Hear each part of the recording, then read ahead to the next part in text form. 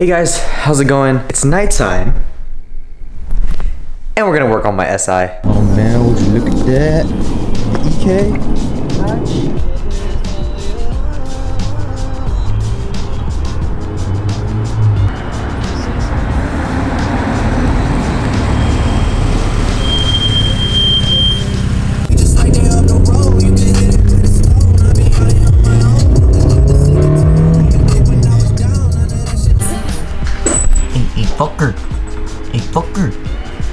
Alright guys, we are now at Andrew's house.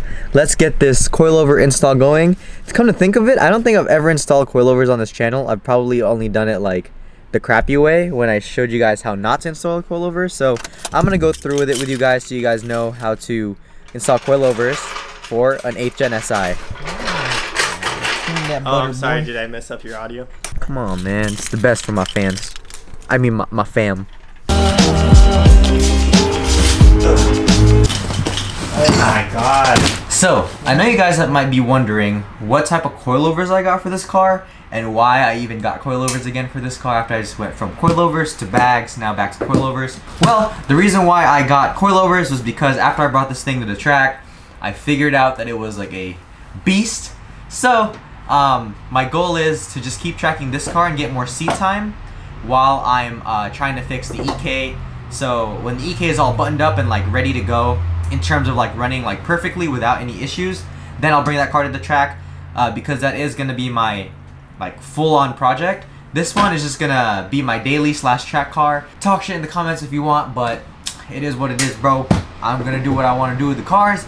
So let's get to this coilover install. My fans and my haters. You guys really hurt Royce's feelings. Why? He puts so much effort into these videos for you, and all you hating ass people do is fucking roast him in the comments, and I'm sick of it.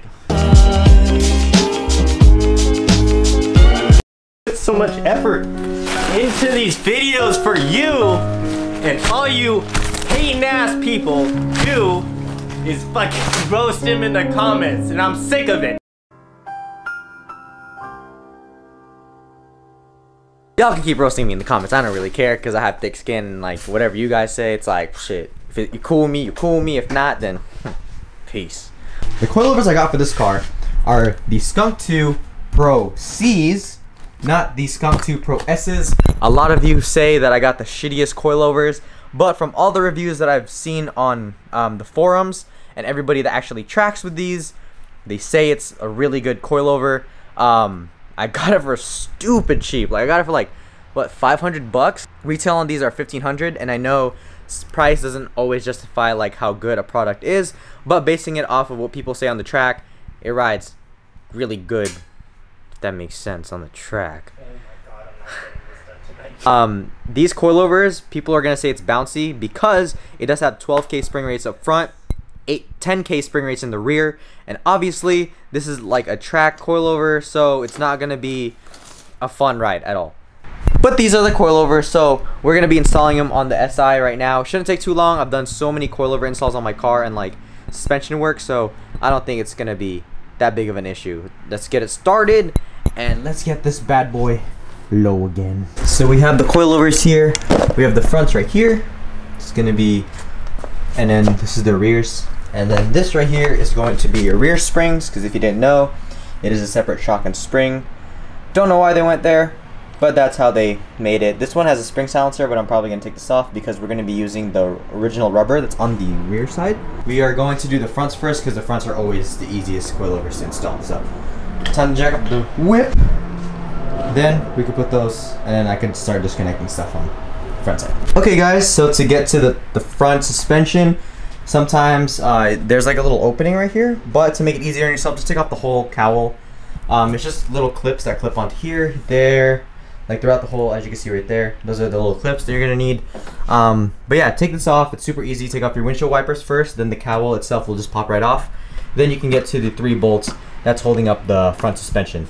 Let's get this off. Let's get the wheel off. Then we can finally put the new Skunk 2 suspension on.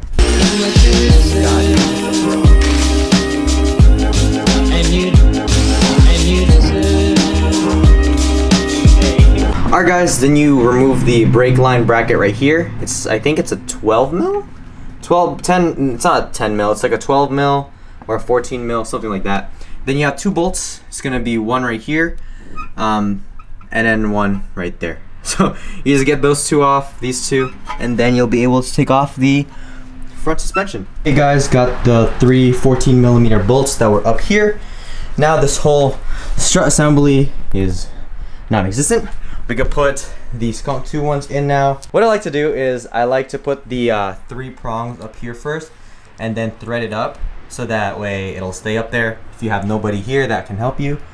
But then once you thread it up here, it'll stay in place so that you can put the arm back on the little thing, you know what I'm saying?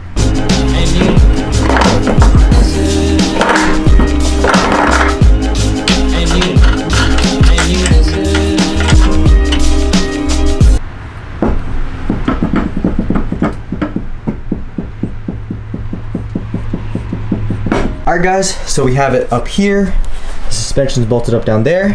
What you guys want to check for is to make sure that these camber plates are facing like horizontal, not vertical like that, because if they are facing vertical, you're adjusting camber that way, and I don't think that's going to be good for the car.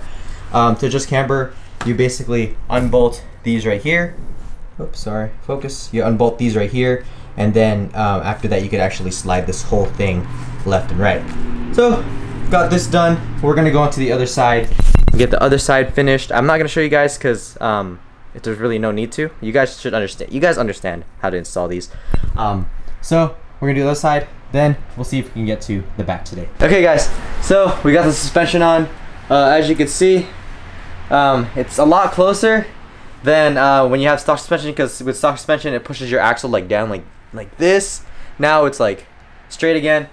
So we're gonna drop it, see how it looks, and we're probably gonna do the rear coilovers another day because it's late and I have work at 7 a.m.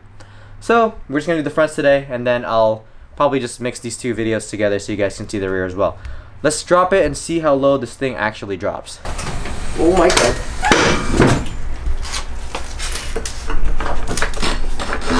Pretty good drop. So it's about like it was like a 1-inch drop from when the guy sold it to me, and that's what he said. So it looks a lot better than the stock, and I think it's like in line with the back now too, because the back has adjustable shocks, because I wasn't able to take it out because I broke one of my shocks. So that one's good. This one probably has like 0 camber. Probably gonna camber it a little bit when I have the chance, but yeah, it's 2-finger gap right now. We're gonna call it a day, and then I'll catch you guys whenever I install the rear bags. Or bags, oh my god. Am I a stance boy again? When I install the rear coilovers. Guys, so we are now back at Andrew's house, and unfortunately, throughout the week of me just trying to prep these rear coilovers because we didn't finish them last time. Last video, we untied the lugs on the rear driver's side, and so when Jose brought it in during the week, the rear wheel fell, and as you can see, it buckled in on that side. You guys should learn from my mistake and remember to tighten all your lug nuts, because you could kill your mechanic. And but yeah, we were able to fix it. Here's a picture of it on the freeway when it basically the wheel fell out. So yeah, here we are now. Now we have the rear coilovers ready to be put onto the car. And just letting you know, this car is just gonna be my daily, so I'm probably gonna get an HFP kit all around again, rep probably, and then just have my friend Javi wrap it all white. Guys, this is the aftermath of having your wheel fly off in the freeway. As you can see here, this wheel got destroyed. This is the HFP wheel. As you can see, all that scarring, scorching rashes in the middle of the barrel, all that, even in the part where it mates with the hub. That's fucked up. So probably just gonna keep running this. Later down in the future, I do want to get some Evo 8 Enki wheels, 17x8s, or maybe Evo 10 wheels. I don't know. I just don't want to keep putting money into this car because I know I want to put more money into the hatch. It is what it is. Fucked up. Don't do what I did and torque all your lug nuts. So what you want to do is you want to be able to get your upper control arm off. Then you want to get the bolt that's holding the shock in place. After that, you have a friend push this whole thing down so that you can get the spring right there. This spring, compared to the new one, is obviously a million times bigger, so getting this spring out might be a little bit hard, so having a second person there is definitely recommended. Then what you're gonna want to do is, this is gonna be your new setup. The adjusting spring, the adjustable collar goes on top, so it'll be up here. As you can see, it'll sit like that. Then have your spring, obviously, and then the bottom, you're gonna be reusing that little bottom rubber piece that's on your stock spring so that you can seat it in place right here. Then what you want to do is you want to go to the trunk and then remove this shock, and I'll show you that right now. So behind all this carpeting, you have this shock up here. What you're going to do is you're going to put an Allen wrench up here and then remove this nut so that you can drop the shock and put on your other shocks. So this one that I have right now on this car was for my bags. So I was running the adjustable shocks for my bags, but now I'm switching to the Skunk 2 Pro C's shock. So okay guys, now that you have your pretend this is the stock shock, you're gonna want to take out the this washer, or if you have an adjustable shock, you take out the washer from this, and if your new one or your used one doesn't come with it, put the washer right here like that, put it up onto the shock tower where you put it up there, then you put this other washer up top, then you tighten it with the nut that was on top of that one. I'm gonna explain how to set preload in the rear, because everybody always has trouble setting the preload. As you can see here, we got the shock in place. So this is how you set preload in the rear of a 2006 to 2011 SI and probably all the other ones. So as you can see right here, that is the spring. When the rear shock bolt right there is not on, the spring will be loose, right? So what you have to do is you have to jack up the lower control arm so that that spring compresses about 3 millimeters.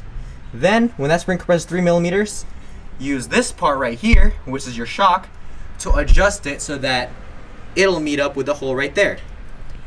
This is your preload and your height. The spring compressing is your preload. This thing right here is your height. This you just adjust so you can match that. Okay? Please, it's not that hard, fellas. Like, it's basic mathematications, okay? Like, it's...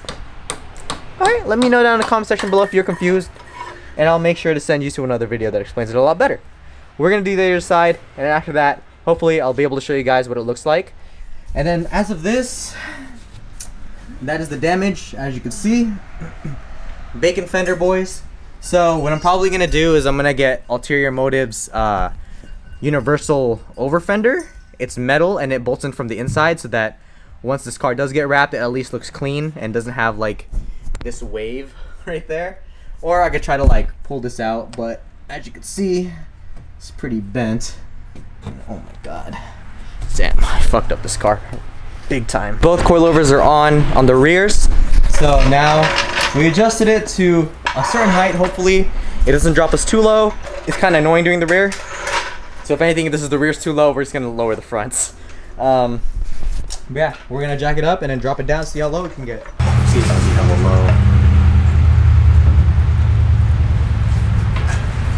You're good. Yeah, we're cool. Alright guys, so we set it up. Now this has a 2-finger gap.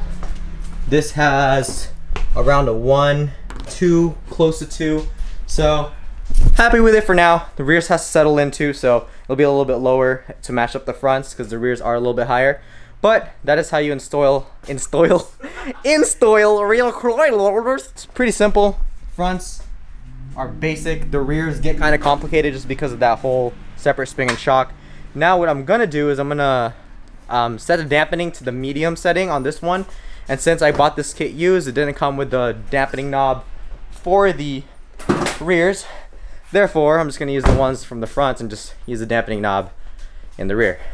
Well guys, the SI is low again, so make sure you guys hit the thumbs up button, hit that like button.